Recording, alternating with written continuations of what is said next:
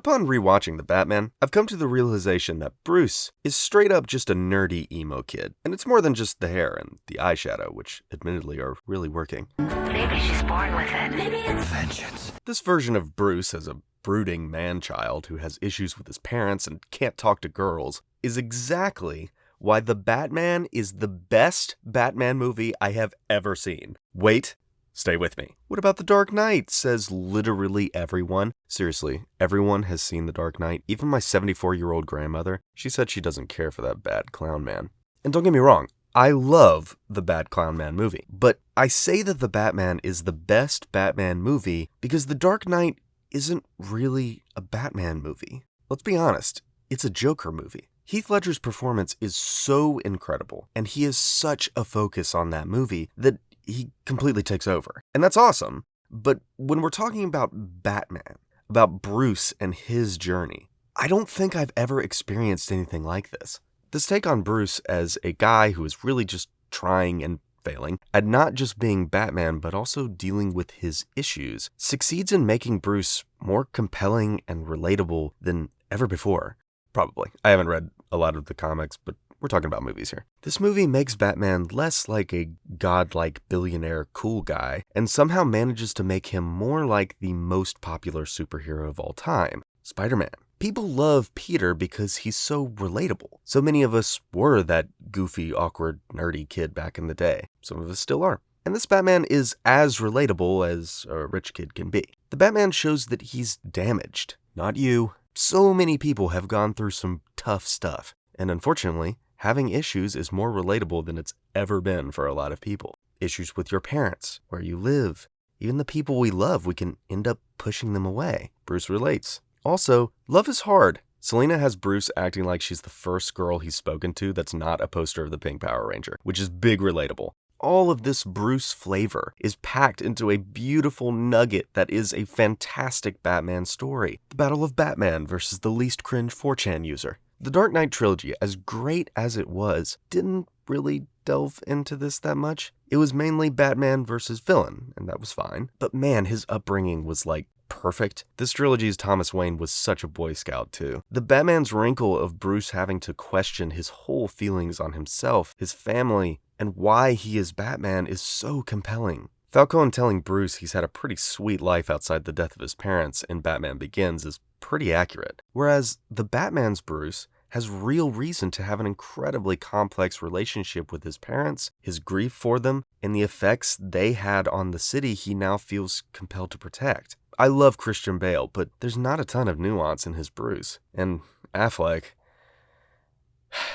I know I've busted on the DCU enough, but sorry, I'm gonna do it some more. Batman has always been a more complicated, compelling character than, say, Superman, who is, as much as I like Henry Cavill, not a very interesting character. But the DCEU was like, how do we make Bruce less interesting? Well, make him more like Superman. What are your superpowers again? I'm rich.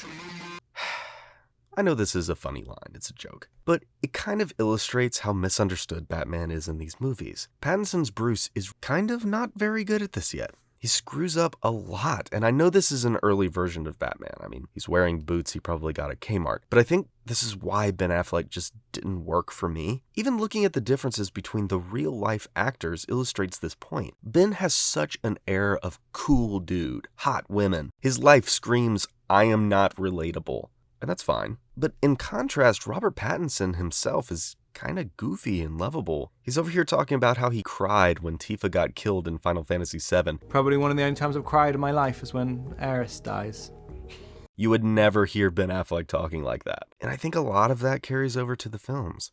This Bruce is a stunted kid in nearly every way. And while he has the makings of a cool superhero that maybe he'll become, he's definitely not there yet. I mean, Bruce gets mad at Selina and thinks her dad is her boyfriend. This is straight up a rom-com trope in my Batman, and I love it. There seemed to be a conscious effort to separate from other Batmans, but especially the most recent one. They're almost opposites in every way. Even the logos are opposite.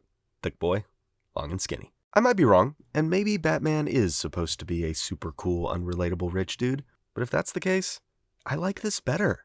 Joining Bruce on his journey of learning how to save people and working out his feelings in his own admittedly flawed way makes me more interested in Batman than the villains he's fighting, which isn't something I've felt in a Batman movie before.